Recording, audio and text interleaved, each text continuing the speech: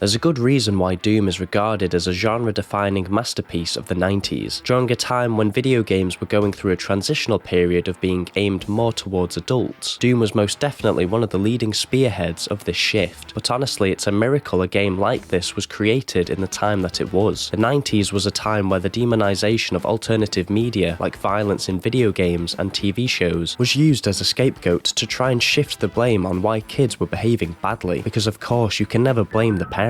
Doom is recognised as being one of the first FPS games ever created, and its creator, id Software, deserves credit for popularising the subgenre of action games, with of course Doom, and Wolfenstein 3D, which released a whole year and a bit before Doom. This series during the 90s was known for its ultra-violent and challenging gameplay, pitting the player against endless waves of demons as they take on the role of a space marine who doesn't know the meaning of retreat. This marine, later named Doom Guy, became the face of a new wave of protagonists that would become prominent during the late 90s and 2000s, that being the silent badass. Despite having such a controversial style of tone and gameplay, this was not the only defining trait Doom had to offer. For the early 90s, the game looked great, and the models and sprites are still so expressive to this day. With Doom's immediate success, sequels would eventually sprout, and of course, most recently, id Software reinvigorated the franchise, starting anew with the soft reboot Doom, released in 2016, and its sequel, Doom Eternal, in 2020. These reboots proved that the franchise still had so much to give, infusing new gameplay mechanics with a killer soundtrack to give fans a glorious return to hell in the shoes of a major demonphobe. When fans look for the highlights of the series, they tend to look right at the very beginning or at the very end. The classic and newer era of Doom are both fondly remembered by the majority of fans and the gaming industry. I'll be honest, I was a latecomer to Doom. I'm not old enough to be nostalgic for the first couple of games, and I didn't buy either of the newer games at launch. But what spiked my interest with the series was that there was a game that seemed to stick out from the rest. One game that didn't fit the same style or tone of its older and younger siblings. The game I'm referring to is Doom 3. What interested me the most about this entry is that no one ever really seemed to talk about it. Doom 3 sits in a weird place in the Doom fandom. When people talk about Doom, they talk of the classic pixelated Doom games, or the newer, rebooted series of games, but Doom 3 never really seems to come into conversation. All across YouTube there are endless Let's Plays and videos of Doom, Doom 2, Doom 64, and the reboots, but not much about Doom 3, and the videos that were talking about Doom 3 seem to be fairly indifferent to its existence. It seems like people have so many positive things to say about the other Doom games, but with 3, it feels like the only thing people remember about that game is the creepy bathroom jump scare. But Doom 3 has so much to offer than just this cheap jump scare. I mean, yeah, there are other cheap jump scares in the game, but that's not important. This began to intrigue me as I thought it was agreed that all of the games in the series were bangers. So with my limited knowledge of the series, I poured my life savings into Steam to find out firsthand what Doom 3 was actually like. And I have to say, I was pleasantly surprised. Doom 3 sits in a weird kind of limbo between the older and newer games, in the sense that it doesn't feel like either. Although there are elements of a traditional Doom experience, with Doom Guy, demons, and a big flipping gun. Doom the Third makes the player feel a lot different than they would playing any other Doom game. Doom games most of the time, although challenging, empower the player and make them feel like they can take on the world, with the vast array of weapons, power-ups, and a soundtrack that gets your heart racing and trigger finger itching. Whilst the core elements remain intact, Doom 3 is a different beast altogether. Tonally and gameplay-wise, it acts more like a survival horror than a fast-paced action shooter. Some view this change as a bad thing, believing this to be an inferior version of Doom. When a franchise switches direction, it can be very jarring for fans to get used to, but Doom pulls off the survival horror genre very well. After playing this, I'm almost positive that Doom could be adapted into any genre of game. Multiplayer shooter, survival horror, RPG, maybe not a dating simulator though. It's all well and good saying Doom 3 is a scary take on the typical Doom formula, but I want to talk about how it goes about executing this. Doom has never been a big fan of having its narrative be the most interesting part of its DNA, and fans are cool with that. The most classic Doom games ever got to a plot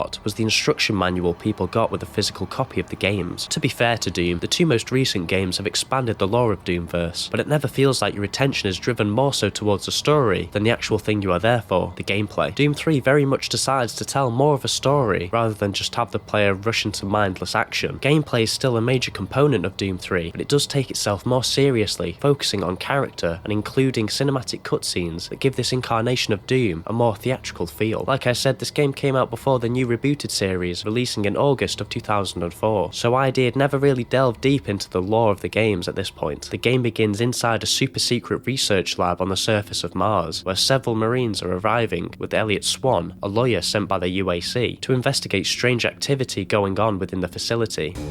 One of these Marines that arrives is the friendly neighbourhood Doom guy, who after arriving at the base gets shown the basics and has a look around, getting used to his new environment, and playing his favourite video game. This field trip around the facility is cut short when a large-scale demonic presence takes over the facility, transforming most of the scientists and workers into mindless, or rather soulless, slaves. Doom guy must navigate the many areas of the surface-spanning facility and uncover the truth of how something like this could happen. Whereas past Doom was more ambiguous, Doom 3 took the time to delve deep into the history of Mars and how ancient artifacts were uncovered by the UAC after a mission to make the planet inhabitable for humans was hijacked by Dr. Betruger, who began running experiments on the demon lifeforms he came across. Giving the player that first-hand experience of watching the demons take over really helped sell their power to you and shifted the scales in their favour. Doom 3 gives context to the locations we visit in Doom games, giving you clear purpose and understanding on where you were going and why you were going there, whereas in the past you would just randomly spawn into a level with different or similar textures from the last. Everything in this game has a natural progression, like a typical story-driven game. Now that's not to say Doom 3's narrative is the best out there, but for what it was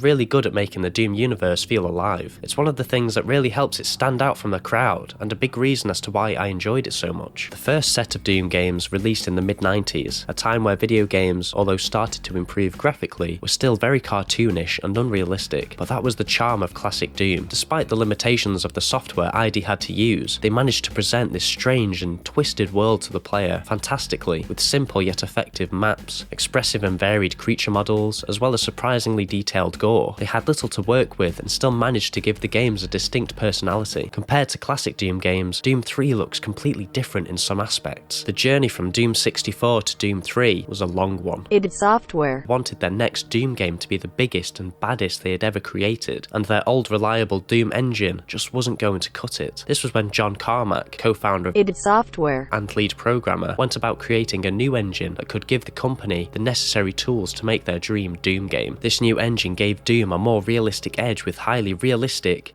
for the time, models and environments, allowing players to truly get immersed in this demonic world. The improved graphics also meant that movement and gore animations for Doom 3 were significantly more detailed, again adding to the game's more immersive appearance. Whereas it could have just been easy for id Software to make the graphics better and call it a day, they used this opportunity of having a new engine to take Doom in a brand new direction. id Software They always knew that there was something frightening about the world they had created, but unfortunately, due to past limitations, they could never really fulfill their vision. So Doom 3 gave them creative freedom to really capitalise on the scarier side of Doom. With the updated appearances of characters and monsters, certain design choices had to be made in order to make the monsters of Doom feel more menacing. Any cartoonish designs present in past Doom games were scrapped for more evil and disturbing creature designs, and whilst many fans may have been angry by this change, as Doom has arguably some of the most iconic enemies in gaming, I have to say I quite liked many of the changes. For what the game was going for, being a survival horror, the new designs actually make the enemies look intimidating and dangerous. Their unsettling appearance really does make the player feel like they are facing creatures from hell and not some goofy Saturday morning cartoon monsters. The level design of Doom also underwent some very heavy changes. Visual storytelling became a big part of Doom 3. Doom 3 uses its environments to convey a story and help create a foreboding atmosphere. As the game progresses, you see your environment become more deformed and hellish. The metallic and unified structure of the once proud facility is defaced with splattered blood, body parts, and horrific amalgamations of flesh. Each place you visit feels like it has a specific purpose in the world, and the healthy flow of variation keeps you in the dark on what could appear next. One part of the game that I think they nailed was visiting hell. Although classic Doom made a point to prove that you were actually in hell, it struggled to get creative with the concept. Doom 3 takes you through destroyed monuments, volcanic walkways, and areas that make you feel like you are inside a living being, squirming around in its insides. This game truly makes you feel uncomfortable whilst playing, thanks to these locations. Although you could say that classic Doom games, Doom 3, and the newer Doom games all look different visually because they were released in different time periods, they still all use their respective styles differently. Classic Doom games still managed to convey a hellish landscape in which you felt isolated. The dull greys and browns made you feel like you were in a prison, especially partnered with the often claustrophobic corridors and rectangular hall-like environments. There was something about them that made you feel uncomfortable. With the newer Doom games, they were more vibrant and colourful, and although the level design was again aiming for a hellish hellish and, at times, disturbing setting, you couldn't help but appreciate how amazing some of the design choices were. I was half tempted to say they were beautiful, but that makes me sound a bit sinister. Doom 3 doubles down on the eerie side of Doom's signature design choices by making everything a lot darker, giving the game a more grounded look, which is weird to say, because a game about demons coming out of a portal on Mars is the last thing you would ever describe as grounded. Doom 3 is very much still about killing an ever-growing army of demons. Given the range of demons you will be facing, big ones, small ones, sexy ones, you will need a large arsenal of weapons to deal with them. A lot of Doom's fun stems from using different weapons to take down your enemies, and there is a healthy supply of things to kill with. Now this does sound like typical Doom gameplay, but a major difference with 3 is the pace of the gameplay. Old and new Doom share a similar style of pacing. Everything is cranked up to 11, whether that be killing enemies or simply walking up some stairs. The draw of most Doom games is the fact that you are consistently hooked on the action on screen, never slowing down. The sheer speed keeps you hyper-focused on everything happening on screen. This is where Doom 3 takes a step in the other direction. Doom 3 went for a more horror-themed approach with its style, and so gameplay had to adapt. Doom 3 wanted to shift more of the player's attention onto the environment and psychological horror elements the game had to offer, and you couldn't really accomplish this with the same high-speed action found in the previous games. Doom 3 embraced more of a survival horror identity. Enemies were often fewer and far between, but were a lot harder to kill, whereas in the past hordes of enemies could be mowed down in no time with you barely trying. Factors like health, movement, and positioning make it more difficult to put down even the weaker enemies in the game. The AI comes across as more intelligent, making them more deadly, and having less of them on screen at a time arguably makes them feel more threatening. There are of course times in the game where the player is overwhelmed by enemies, but the fact that it isn't done every 2 seconds adds to the scary nature of the game and these encounters. The new enemy dynamic is not the only way Doom 3 makes itself a scarier version of past games, as it has taken other steps to make you feel a lot weaker. Movement was a huge catalyst for the gameplay style of past and future Doom games. The player being able to run continuously, non-stop, at max speed, nullified any fear you may have, because most of the time you were untouchable and could outrun and outmaneuver any danger that came your way. Your speed in 3 is significantly slower than it is in any other Doom game, and a stamina bar was also implemented, making you feel less like a super soldier and more like an asthmatic veteran. The third gameplay mechanic that I feel really solidifies Doom 3's identity as a survival horror-esque game is the flashlight. Doom traditionally is about getting from A to B whilst killing demons, and killing demons is underlined at least 3 times. The games are purposefully fast-paced, never letting you slow down, so if the whole point of your games is to keep the player focused on killing, then you need their vision to be clear. That's why in these games the lighting stays pretty high-key, so that the focus is never taken away from what you are there for, killing demons and feeling like you can take on the world. This kind of lighting just wouldn't fit the tone Doom 3 was going for, so the devs came up with a plan. The game aesthetically is very dark, which is a unique aspect for the series. Having everything clear as day is a huge advantage, so turning visibility down makes for a much more intense experience. One reason of course being that enemies are much more difficult to kill when you can't see them, meaning most of the time enemies are heard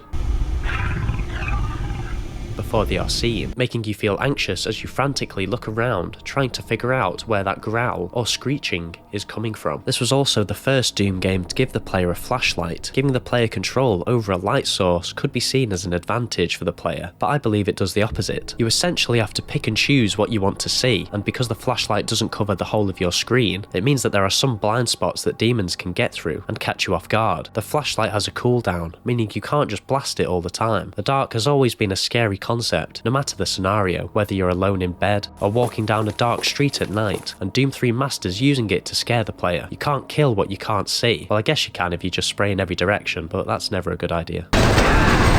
These features are incredibly effective at making you think twice before you do anything. Doom 3 requires you to take it slow, checking around every corner and making sure you don't waste too much ammo. This is a big factor as to why Doom 3 is pretty scary, especially to fans who have already played other Doom games. It flips the formula on its head and catches you completely off guard, meaning you pretty much have to relearn everything you thought you knew about Doom. If there's one thing that people understand about Doom games, even those who have never played them, is that they have kick-ass soundtracks.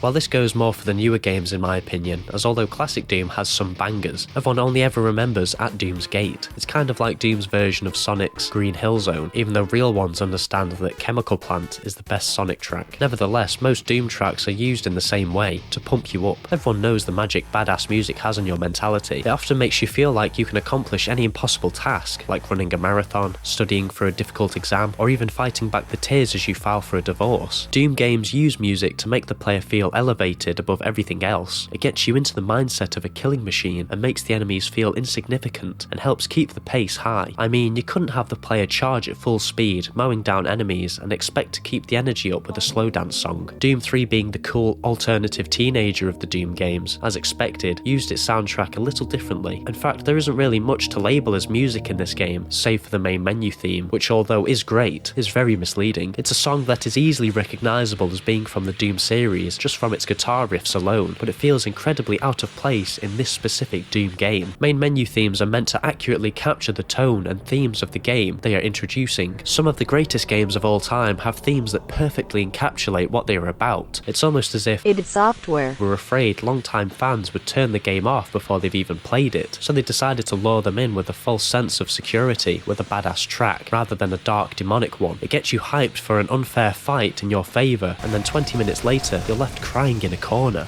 Oh God! No! Make them stop! The rest of Doom 3's music fits very well with the tone the game is going for. However, it is used so subtly, you'd be forgiven for not noticing it. In fact, sound design plays more of a pivotal role in creating Doom 3's tense and eerie atmosphere than the original music does. The tracks in the game are made up of low-pitched and echoey moments that seemingly blend in with the background noise, to the point where you don't know if you're hearing music or just some menacing sounds being made by a creature far off in the distance. Whereas music in Doom always seems to amplify what's happening on screen by itself, here it's used more as support for in-game sound, as that is what your attention is focused on. Doom 3's sound design is incredibly unsettling.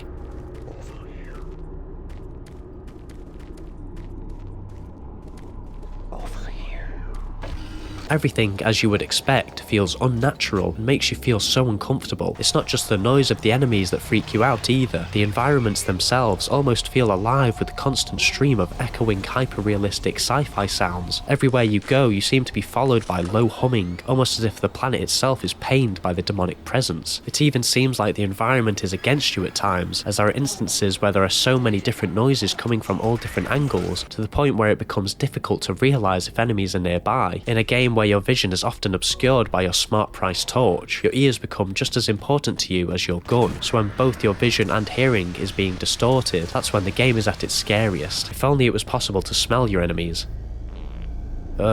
Okay, maybe not. Now, despite me just praising how good I think Doom 3 is, that doesn't mean I have formed some sort of blind loyalty to a game I never grew up with. Doom Tres has several issues that I think prevent it from being remembered as a great game in the eyes of a lot of people. One problem that was embedded in classic Doom that unfortunately leaked into this game is the terrible platforming aspect of the gameplay. Everyone knows Doom's gameplay is all about running and gunning non-stop action as you find keys and blast your way to the exit. But in between these long strings of action-packed fun, there are these tiny little intervals where Doom Guy has to parkour his way into a new area, using nothing but momentum and his balancing skills, which is really difficult considering it feels like you are running on ice all the time. Needless to say, this was probably my least favourite aspect of classic Doom, as it went against Doom's very nature of being a full throttle experience, and yet it somehow feels worse in Doom 3. The controls of 3 are a lot clunkier than they were in the past, so it's even more difficult to land onto platforms that feel like they are too small for even a baby field mouse to land on comfortably. This was a problem that unfortunately stuck with the series even into Doom 2016, but thankfully id Software figured out how to make the parkour system fun in Eternal. Unfortunately, combat can also be very hit and miss in Doom 3 due to a couple of issues. It feels like some of the weapons in the game are pretty useless and very situational, which is a shame, as the beauty of most Doom games is using a wide range of guns, but 3 felt like it nerfed a bunch of them. The shotgun in particular feels incredibly underwhelming, considering how iconic it is to the franchise as a whole. I know typically with shotguns you have to to be at close range with them, but Doom 3's shotgun feels like it only works properly if you are literally breathing down the enemy's neck. But the absolute ugliest side of Doom 3's combat has to be when you are fighting enemies who have guns themselves. This is because of how hard Doomguy flinches when he is attacked. Basically, every time you get hit, Doomguy flinches so hard your camera tilts upwards 90 degrees, making it incredibly difficult to get your bearings, and more often than not leads to you getting hit again. What's made even worse by enemies with guns is that they are often positioned some distance away from you, and because they can attack you more than once at a very quick rate, you're stuck in an almost constant flinching loop, bobbing your head up and down like Doomguy's listening to the latest banger. This game has its fair share of problems, and I'm gonna be honest, it's not the best Doom game out there, but come on, it deserves more appreciation. Its dark tone and tense atmosphere really unlocked a lot of potential for the series going forward, and I'm glad future Doom games acknowledged certain horror elements that worked in this game. Maybe the new Doom 3 will take some more inspiration from this hidden gem, but not the crappy platforming though. No, that can go straight in the bin.